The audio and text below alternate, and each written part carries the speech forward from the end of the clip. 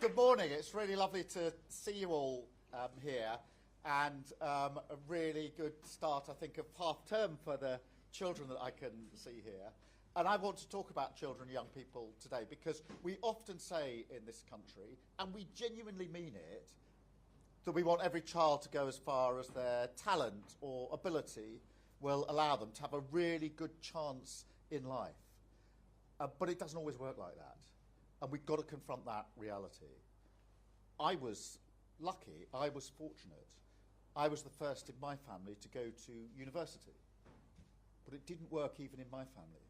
Because for my brother, who had difficulties learning, it didn't work for him. And that's the same for hundreds of thousands of children, year on year. The system doesn't work for them. And actually, they don't have the chance to go as far as their talent or ability would actually allow them to go. They don't get the chance to fulfil their potential. And we have to fight for those children. We have to fight for those young people.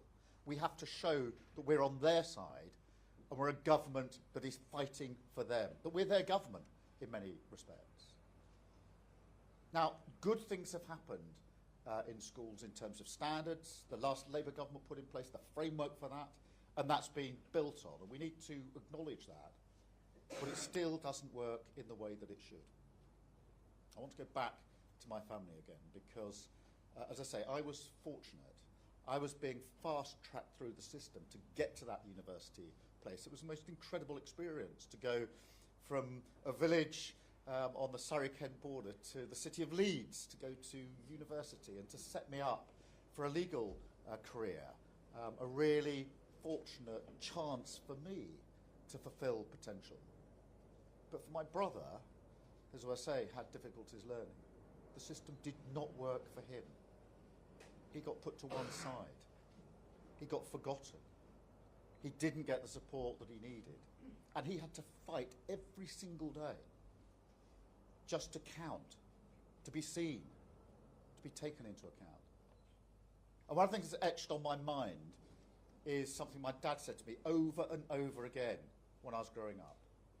Because as I was going through the system, he said to me, "You're not doing any better than Nick, your brother. Nick is doing just as well as you." Because he wanted to instill in me that everybody should have the same chance, that everybody should be gauged by their own ability and have the ability to have that push through. And we need to do that now. Now, it's got better. I don't doubt that from when I was growing up. But is it really true? Do we put equal worth into children and young people who don't want to go to university? Do we really, really value apprenticeships in the way we should? I think apprenticeships are brilliant, by the way.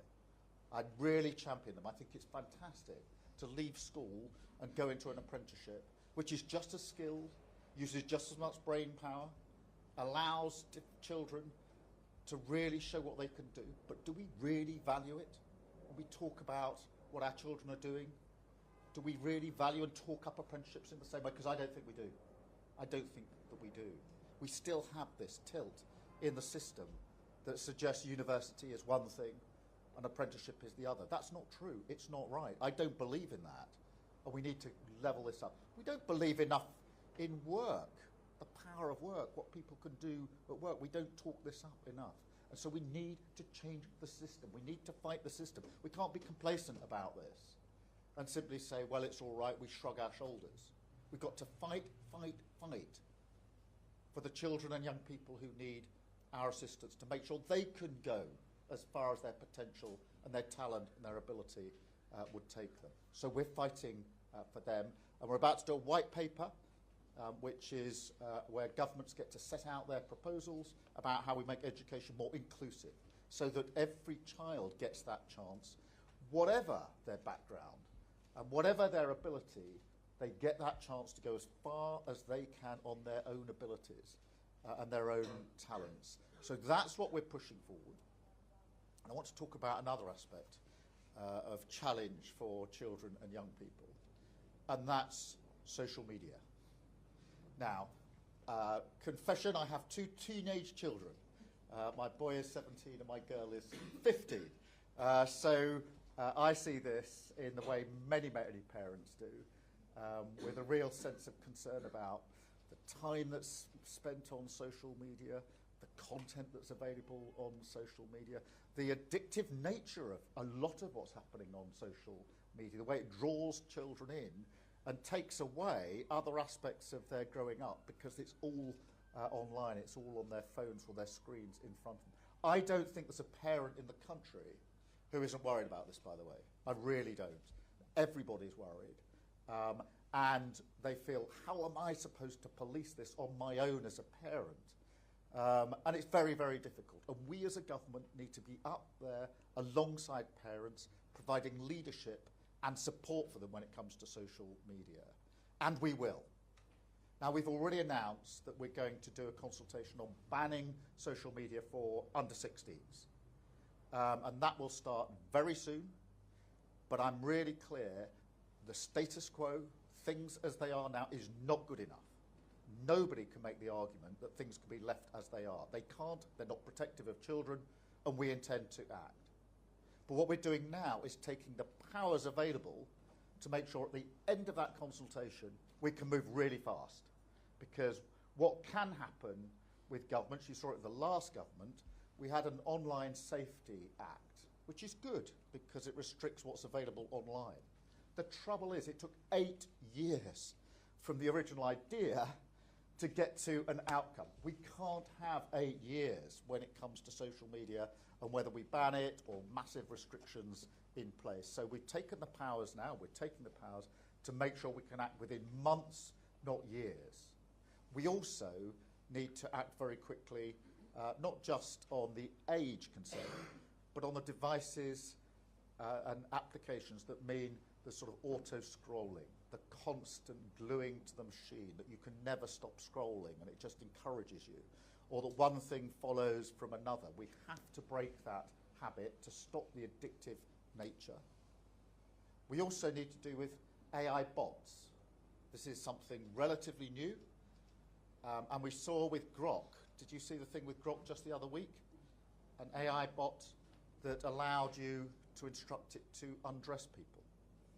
And it did. It was disgusting. Absolutely disgusting.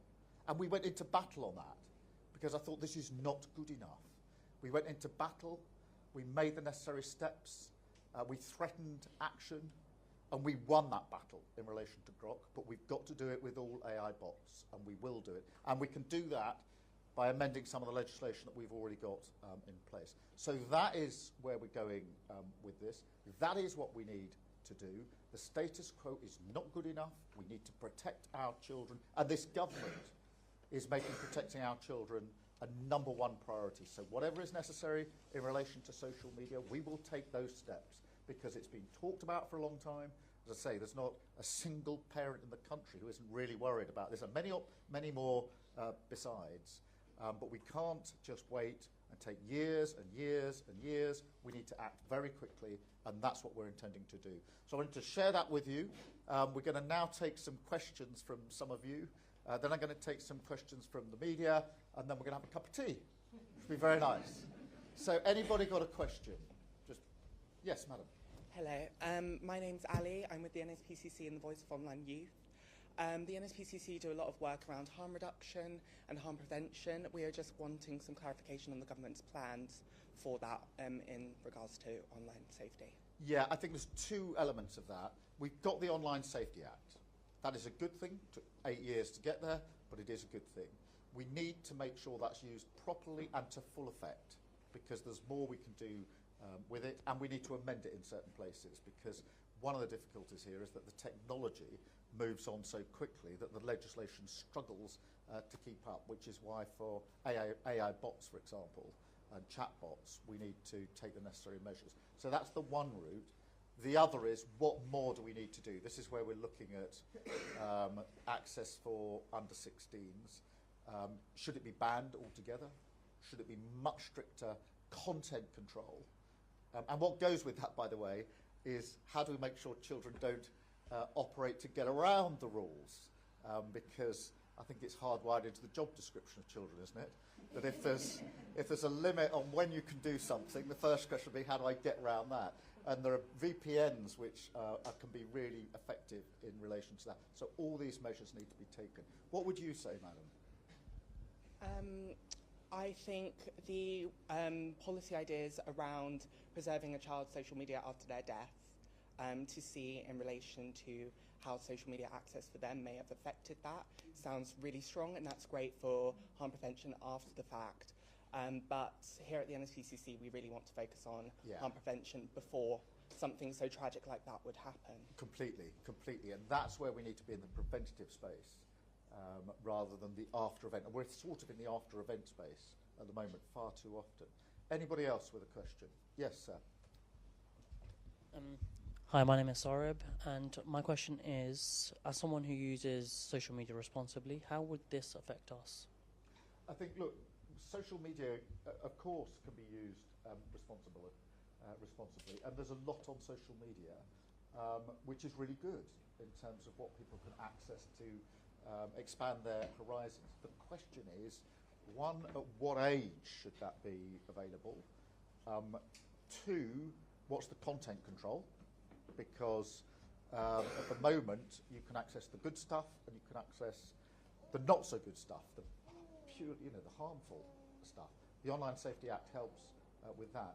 I think even in relation to the good stuff, to be honest, some of the addictive features on social media that mean you never stop scrolling, or once you've watched one thing, another thing comes up and you're on your screen the whole time. We need to look at that.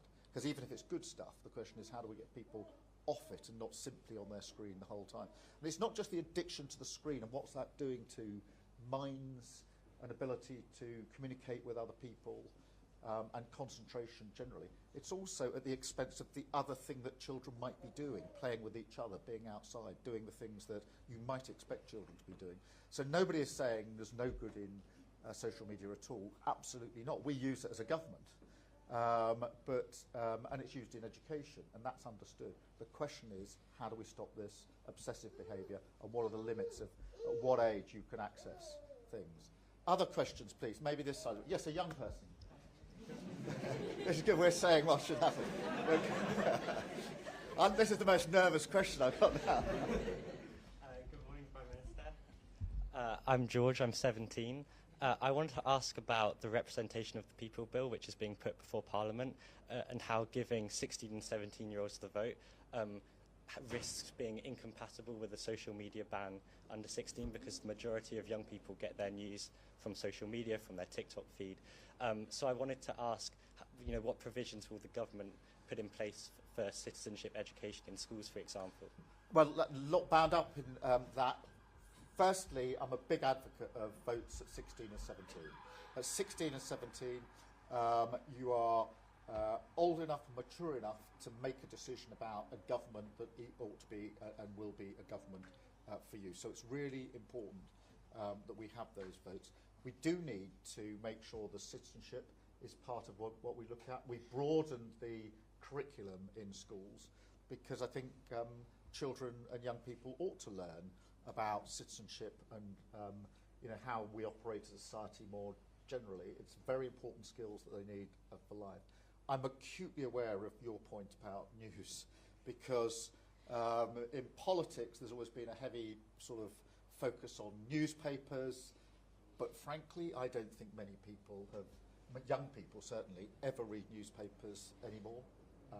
Or even sit down as a family and watch the 6 or 10 o'clock news. It's much more likely to be through social media. And really goes with the point this gentleman made. We must make sure that we're not cutting off sensible and good access for young people. Where do you get your news from?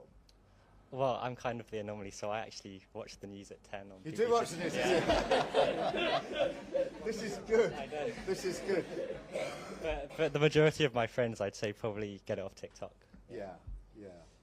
Other questions? Yes, madam. And then we'll come to you. My name's Jasmine. I was just wondering, a lot of the reasons potentially that young people sit at home scrolling is they don't have access to good youth services, sports and arts clubs. So what are you doing around that to make sure that young people have an alternative to sitting at home scrolling? This is so important because over the last, 15, 16 years, the policy of the last government was to cut, cut, cut. And they cut youth services and youth support massively, to the point where in some places it's almost non-existent, apart from where people are doing it on a voluntary basis. We need to turn that back around. And we've just published our youth strategy, which absolutely makes it clear that those services, that support needs to be there in every single place. And it may be sport, it may be clubs, it may be the ability to play music and do things together in a way that isn't available at the moment. Hugely important. So we need to put that back in. The youth strategy was fantastically done because Lisa Nandy, the Secretary of State, did it. And she got a group of young people that she formed into a council to devise the youth strategy, because she was really conscious that the last thing any young person needs is a politician much older than them deciding what they want. And so we brought them in. So the strategy actually has the fingerprints of young people. And they were the ones that said they want more services, they want more clubs, they want more that they can access. So they've actually got other things to do with their lives, rather than get stuck looking only at social media. And that is really important in all backgrounds. Thank you. I've got a young person here. Yeah, hi, my name's Cosma. I'm from FlipGen. And I was wondering how the government's going to make sure that youth voice is properly included in the consultation, so that, as you said, any decisions made really meet young people where they are and address the harms they face. Yeah, we must have young people involved in the consultation, just as we had them involved in the youth strategy, because you will have strong views, and it's your future that we are talking about, and therefore this will be fully accessible. It will be a 3-month consultation. It'll start fairly soon, and we'll make sure that all voices are taken into account. That's the right thing to do, and there are mixed views. Some people very strongly say there should be a complete ban on under-16s. Other people, I think the NSPCC, say not so fast. You might drive children to other places. That won't be so good. We do need to take that into account. But what we can't do is take sort of months and months and months for a consultation, then years and years and years, so that you'll all be well past 16 by the time we actually come to a conclusion. If we're going to take action, and we must, then we need to be in a position to do it quickly, not slowly. And as I say, the Online Safety Act was passed or brought into being by the last government. It is a big improvement, to be fair. It is a big improvement. But honestly, 8 years from the idea that you need to protect against harm online to actually bringing in a provision. And amongst the problems is that in that 8 years, technology then moved on, and therefore the bit you've captured is all very well, but then there's the bit you haven't captured, which isn't so good. I'll take one more and then I'll go to the media. Yes, madam. Hi, I'm Zainab. I'm one of the Georgia Gold's constituents. So You've got a great member of parliament.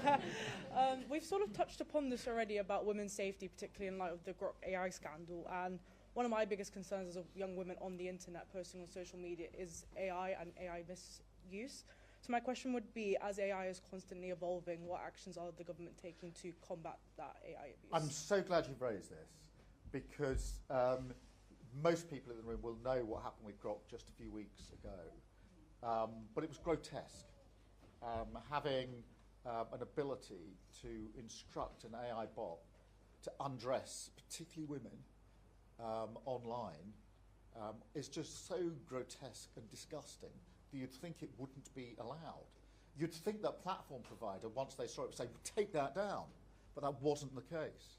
We went into battle on Grok, and the platform provider, the first response was not, get rid of this disgusting feature. It was, oh, we'll make it a premium service. So you've got to pay for it. I tell you, I'm kidding you not. That is the battle we're in, because the response was not, get rid of it. The response was, well, if we restrict access to it to people who can pay for it, is that good enough? We said, no, it's not good enough. That's why we need to act here. In that particular case, we just fought them and fought them and fought them until they backed down. And I'm really proud of what the government did then. But that was, I mean, to go back to a point that was made slightly earlier, that's a reaction to something that's happened. What we need to do is get in early, and that's why we're going to bring in an amendment to existing bill going through Parliament, so that we can get in early and take the necessary measures. So thank you for that. I think we're going to, yes, Shihab. Yes. Shihab Khan from ITV News. Prime Minister, a few weeks ago it felt as though the prospect of a social media ban for under-16s felt like it was a long way away. Now it feels as though we are edging slightly closer in that direction. Do you feel as though the government has been too slow to act in the past? Is this an indication that you want things to move a lot quicker? And what does your gut instinct tell you about a ban for under-16? And a quick second question, if I may. The think tank Labour Together supported you. Your former Chief of Staff used to run it. There are now calls for an inquiry into the claims that a report was commissioned by potentially a minister in your government that was then used to smear journalists. Will you answer those calls and will you launch an inquiry? Firstly, on the question of social media, look, we need to go at speed. And that's really, if there's one takeaway from what I'm saying this morning, it is we need to go at speed. Everybody, I think, pretty much, perhaps the platform providers are the exception, knows that we need better protection for children. We haven't got it. The status quo is not good enough. And as I said a moment ago, the Online Safety Act, yes, a good piece of legislation under the last government, but it took 8 years from the discussion that something needs to be done to an outcome. I'm not prepared to let this take 8 years, which is why we're taking the powers now. We'll have the consultation, and then when we've got the outcome, we can implement it very, very quickly. And I say implement it because there will be action coming out of this consultation. There is no way we have a consultation here and conclude that the status quo is fine. Things don't need to change. They don't protect children enough. We need to take action to fight for those children and fight for their parents, frankly, because a lot of parents feel, I'm left to police this on my own. How am I supposed to do that? I need a government that's up there with me. So yes, absolutely, we want to go more quickly. In relation to the consultation, look, I'm open-minded about it. I can see the argument for a ban. I can see the argument that a much more restrictive content-based approach, which doesn't necessarily cut out news and useful information. I think we need to test those options in the consultation, but whatever the outcome, it can't be nothing. It can't be the status quo. We have got to act to protect children. We've got to act, frankly, to help parents and carers who are all really worried about this in relation to their own children and the children they know, and they want to know the government's on their side and it's going to come up and show leadership and support to them in what they need to do. In relation to your second question on Labour Together, there will be a Cabinet Office investigation into the allegations, and quite right too, and so that is already in place. I didn't know anything about this investigation, and it absolutely needs to be looked into, so the Cabinet Office will be establishing the facts. Thank you, and I think I'm taking a second one from Chris. Thanks. Chris McKeon, PA. To talk about keeping people safe more widely, the Chief of the Defence Staff and his German counterpart have been in the newspapers talking about the moral case for rearmament. Do you need to start making that moral case? And does that involve bringing the 3% of GDP spending target forward to 2029? Well, thank you for that. You will have seen over the weekend, I was making the argument at the Munich Security Conference that we, the UK and Europe, need to step up when it comes to defence and security. We have a threat of Russian aggression, which is obvious. In a few days' time, it's the 4-year anniversary of the start of the conflict in Ukraine. We want a just and lasting peace, but that will not extinguish the Russian threat. And we need to be alert to that, because that's going to affect every single person in this room, every single person in this country. So we need to step up. That means on defence spending, we need to go faster. We've obviously made commitments already in relation to that. But it goes beyond just how much you spend. It's also whether you coordinate and collaborate with other like-minded countries, particularly in Europe. And that's the case I've been making, which is that in addition to how much you spend, it's got to be how you work together as a group of countries. How we make NATO stronger, a European NATO, if you like. NATO has been the most successful military alliance the world has ever seen. Countries which, across the continent, used to be on the battlefield against each other for centuries, now stand together, ready to defend each other. That's what we need to build on. That will affect every person in this country, and that's where I'm absolutely determined that the United Kingdom will show the leadership that's necessary. thank you very much indeed. I think I'm now going to have a cup of tea. And I'm going here. Really, I may not have it. I may not sit here. How are you doing? Nice to see you. Thanks so much for being here.